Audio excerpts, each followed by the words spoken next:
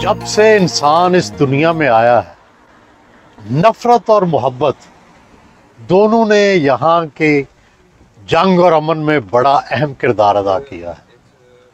Julius Caesar और Cleopatra की मोहब्बत हुई 2000 साल पहले, तो क्लियोपेत्रा जूलियस सीजर की बीवी बन गई। अब मिस्र के और रोम के तल्लुकात मिसाली बन गए। फिर एंटनी से उसकी शादी हो गई, तो ये एक वजह बनी उनके दोनों के इत्तेहाद की।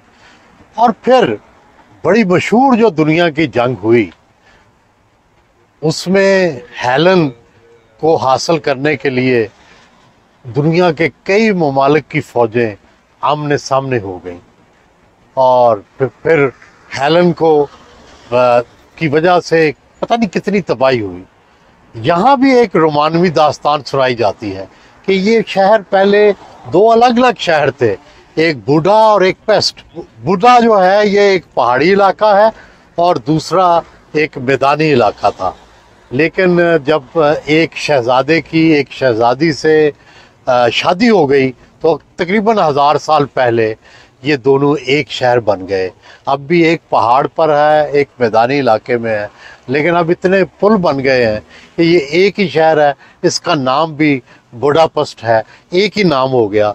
और मोहब्बत की ये एक लाजवाल दास्तान बुडापेस्ट की शक्ल में हमें नज़र आती है।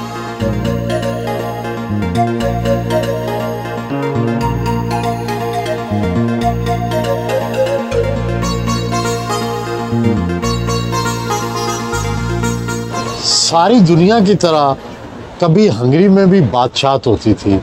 ये 800 साल पुराना महल उसी ज़माने की यादगार है। इसमें सोवियत यूनियन के दौर में और मुख्तलिफ़ अदवार में तब्दीलियाँ भी होती रहीं। यहाँ पे जब 150 साल सल्तनत उस्मानिया का दौर रहा, उस ज़माने में भी ये महल आबाद रहा और अब इसको आर्ट गैलरी बना दिया गया है। यहाँ फ़नपारों की नुमाइश होती है, यहाँ पर कल्चर जो है उसको प्रमोट किया जाता है। यहाँ पे सारे हंगरी में, बल्कि यहाँ के ख़ासकर जो मशरक़ी यूरोप है, यहाँ आज भी थिएटर बड़ा मकबूल है। आप किसी भी 50 साल से ऊपर शख्स से मिलेंगे तो वो थिएटर के बारे में बात करेगा।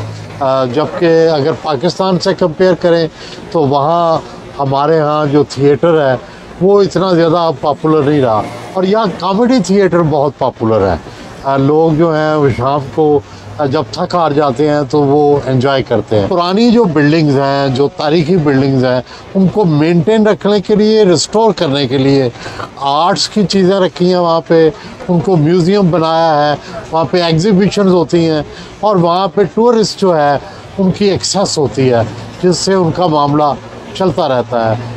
जो पाकिस्तान की तारीखी इमारतें हैं, तारीखी किले हैं या बाकी जो पुराने घर हैं, उनको भी अगर यही रंग दिया जाए तो शायद वो ज़्यादा कारआमद हो जाए।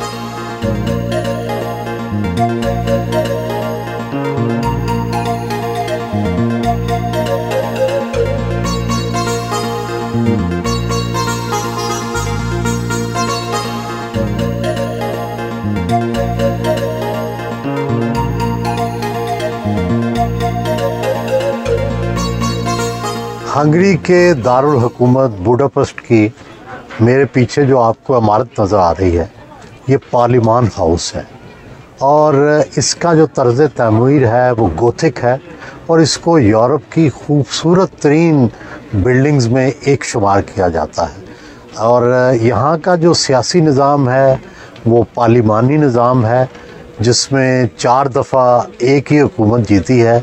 वो कौम परस्त और थोड़ी सी क़दामत पसंद पार्टी है, जो कि LGBT जो है उसको उसने बैन किया हुआ है, ना स्कूलों में पढ़ाने की इजाज़त है, लेकिन इमिग्रेंट्स के भी ख़िलाफ़ है। ये यूरोप के उन चंद ममालिक में है जिनमें सीरियन जो है उनको भी जगह नहीं मिली थी, और यहाँ पाकिस्तानी भी सिर्फ चंद हज़ार हैं। कुछ स्टूडेंट्स मिला के 3-4 हज़ार में शामिल हो जाते हैं। यहाँ पर 27% जो है वो हर बंदे से टैक्स लिया जाता है, जो कि यूरोप के किसी भी मुल्क से निस्बतन ज़्यादा है।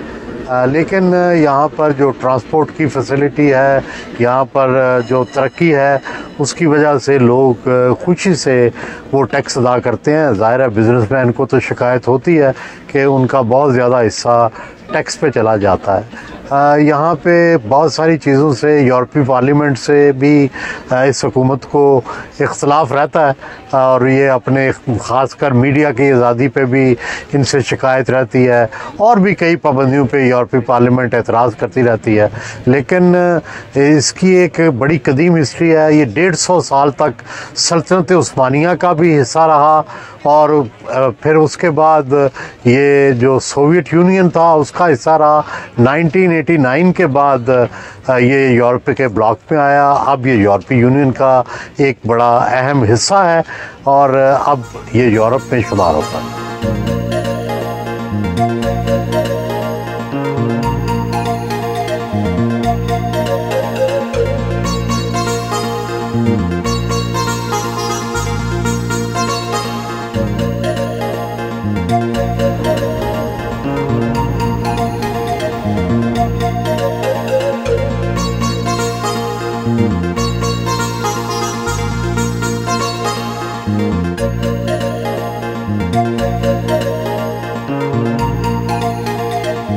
मेरे पीछे यूरोप का दूसरा बड़ा दरिया डेनोब नज़र आ रहा है।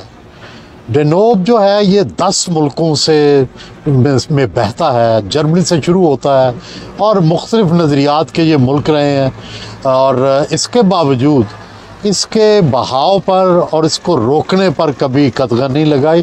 छोटे मोटे इख्तलाफात होते हैं इस बात पर कि हाइड्रो पावर कौन सा मुल्क बना सकता है, किस जगह पे बना सकता है, किस जगह पे नहीं बना सकता।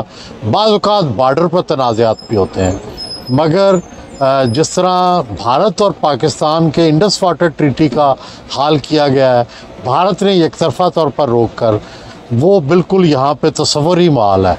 अपर राइबेरियन या लोअर राइबेरियन, यानी जहाँ से दरिया बहता है और जहाँ तक ये पहुँचता है, हर जगह के लोग, हर मुल्क के लोग इससे मुस्तफ़ीद होते हैं, लुत्फ़अंदोज़ होते हैं, और कोई तनाज़ा भी नहीं है।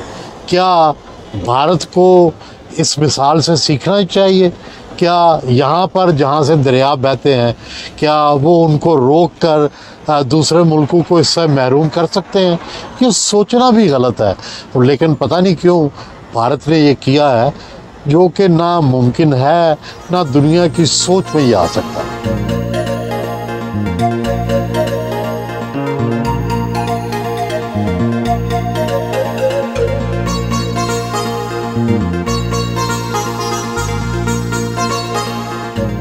ये टिक्के और कबाब नहीं है, ये आलू के चिप्स हैं, जो इस तरह बना के फ्राई करके, और बिल्कुल ऐसे लगता है दूर से जैसे बोटियां हों ये, लेकिन आलू के चिप्स हैं।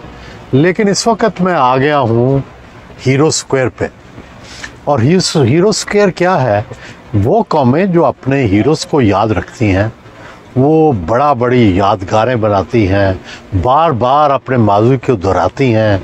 वो लोग जिन्होंने उस कौम के लिए कुर्बानियाँ दी होती हैं, उनके नाम को तारीख़ में सुनहरे अल्फाज से लिखा जाता है। इसके इर्द गिर्द म्यूज़ियम बनाए गए हैं जिसमें उनकी तारीख़ है, और फिर ये सारा एक सिंबलिज़म के ज़रिए क्रिएट किया गया है। इसमें घोड़े हैं, इसमें जंग है, इसमें अमन है, इसमें खुशहाली है, सबको इस स्क्वायर के अंदर रिप्रेजेंट किया गया है, और दूर दूर से लोग इसको देखने आते हैं। और साथ जो म्यूज़ियम बनाया गया है उसका आर्किटेक्चर भी काबिल दीद है, और उसके अंदर इस मुल्क की सारी हिस्ट्री, किस तरह हज़ारों साल पहले यहाँ बादशाह हुकूमत करते थे, किस तरह लोगों ने इस मिट्टी की खातिर यहाँ जाने कुर्बान की, सबको यहाँ डॉक्यूमेंट किया गया है। और हीरो स्क्वायर जो है ये ना सिर्फ आर्किटेक्चर का शाहकार है, सिंबलिज्म का भी शाहकार है। इस तरह के ये हंगरी की पूरी तारीख़ का मंजर जो है वो पेश करता है।